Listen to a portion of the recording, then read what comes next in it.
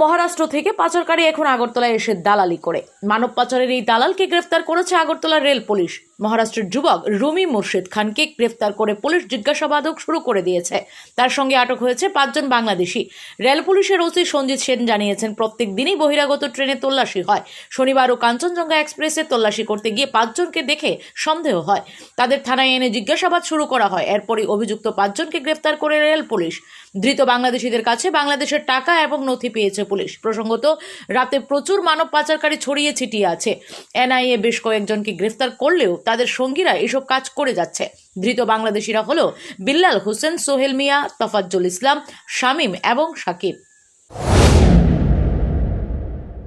আটক করা হয়েছে, কতজন আটক করা হয়েছে? আপনারা জানেন প্রত্যেকদিন আমাদের এখান থেকে বাইরের যে ট্রেনগুলো যায় সবগুলাতেই আমরা যাওয়ার আগে থরো চেকিং করি। আমরা জিআরপি এবং আরপিএফ এর অফিসার এবং স্টাফ সবাই মিলেই আমরা এটা জয়েন্টলি করি। আজকেও তো ধরুন যখন আমরা বাইরে কাঞ্চনজঙ্ঘা ট্রেনটা যখন যাচ্ছিল তার আগ মুহূর্তে আমরা দেখতে পাই মেন গেটের সামনে টোটাল 6 জনের মতো লোক সাসপিসিয়াস তাদের মুভমেন্ট দেখতে পাই। তখন তাদের আটক করে যে তাদের জিজ্ঞাসাবাদ করা হয়, তাদের নাম অ্যাড্রেস জিজ্ঞাসাবাদ করা হয়। Bureau report, S Bharat live 24 hours.